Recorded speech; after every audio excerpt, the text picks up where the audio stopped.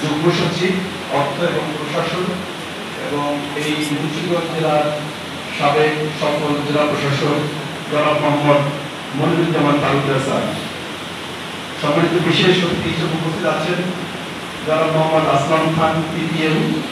শুভ সকাল। আমাদের সবাই ইতিমধ্যে কথা বলেছেন, আমাদের সম্মানিত প্রধান অতিথির কথা আমরা শুনবো। তার আগে আমরা শুধু দুটি কথা বলে শেষ করবো। আপনারা জানেন যে ইতিমধ্যে আমাদের যে নির্বাচন সম্পন্ন হয়েছে, বর্তমান সরকার যে নির্বাচনে স্ট্যান্ডার্ড সেট করেছেন এটি অত্যন্ত পরিষ্কার, সুষ্ঠু, অবাধ, নিরপেক্ষ এবং একটি অংশগ্রহণমূলক জাতীয় নির্বাচন আমরা বর্তমান নির্বাচন কমিশনের অধীনে উপহার দিয়েছি।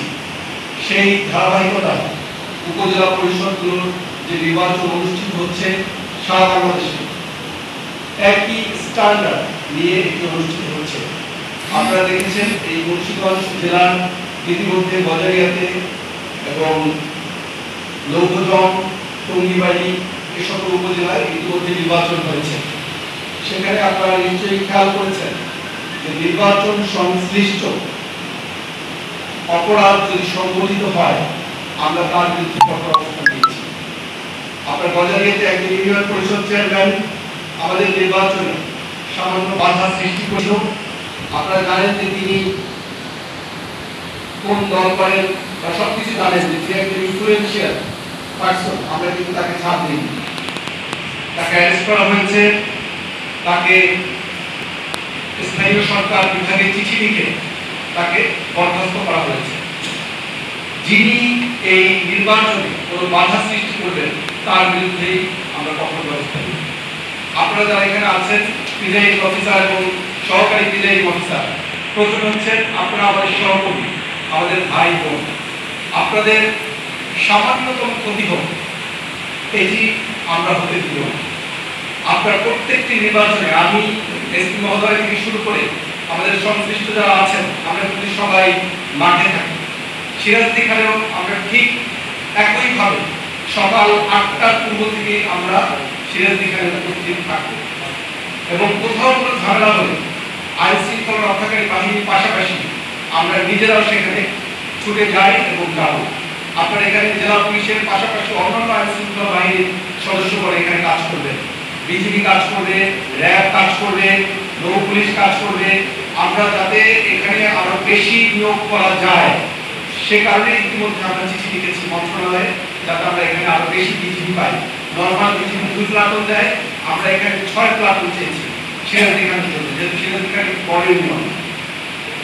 আপনাদেরকে শুধু একটি কথা বলবো যে আপনাদেরকে যেরকম আমরা প্রোটেকশন দিতে পারি দিব, ঠিক তেমনি ভাবে আপনি যদি কারো দ্বারা এতটুকু বায়াসড হন কোন প্রার্থী কর্তৃক, হতে পারে সে আপনার আত্মীয় যেহেতু আপনি এখানে কাজ করেন, হতে পারে আপনার সে চেনা পরিচিত, আপনি তার সাপোর্ট করেন, অথবা হতে পারে আপনি কোনো অনৈতিক পন্থায় তার সাপোর্ট করছেন।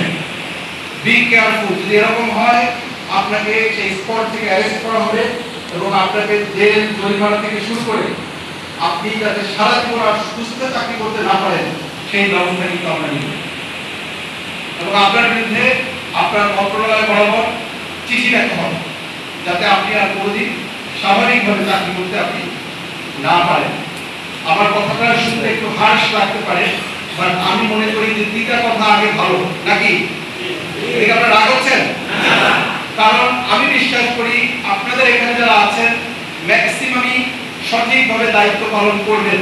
আমরা ইতিমধ্যে যেটা দেখে এসেছি, 2-1 জন যারা মনে মনে অলরেডি কমিটেড হয়ে আছেন যে আমি একটা কিছু করব, আপনি নিশ্চিত থাকেন আপনি যা করবেন তার চেয়ে দ্বিগুণ পরিমাণে আপনাকে সেটি ফিরিয়ে দেওয়া হবে, আপনাকে সেই পরিমাণ ক্ষতি করা হবে। আপনাকে সেটা চাই না। সুতরাং আমরা বিশ্বাস করি যদি এরকম কোনো কিছু আপনার মনে থেকেও থাকে দয়া করে আজকে থেকে ভুলে যান। আপনি মনে করবেন যে আপনার এবং আমাদের যে রাষ্ট্র অনেক বেশি শক্তিশালী এবং বর্তমান সরকারের মাননীয় প্রধানমন্ত্রী, মাননীয় নির্বাচন কমিশন যেভাবে চায় ঠিক সেভাবেই আপনাকে আমাকে নির্বাচন করে দিতে হবে। আমাদের এখানে নির্বাচন কমিশনের সম্মানিত যুগ্ম সচিব স্যার আছেন, স্যার এই মুন্সিগঞ্জে ডিসি ছিলেন, একজন সফল জেলা প্রশাসক ছিলেন দীর্ঘদিন। স্যার আমার চেয়ে আরো বেশি ভালো জানেন এবং চিনেন এই এলাকা। আমরা স্যারের কথা শুনবো এই প্রত্যাশা করে, আপনাদের সকলের সুস্থতা কামনা করে, এবং আসছে 29 তারিখ আমরা সবাই মিলে কোনো দুর্ঘটনা ছাড়াই একটি সুষ্ঠু, সুন্দর, অবাধ এবং পার্টিসিপেটরি নির্বাচন উপহার দিব। এই প্রত্যাশা রেখে আমি আমার কথা এখানেই শেষ করছি। জয় বাংলা, বাংলাদেশ চিরজীবী হোক।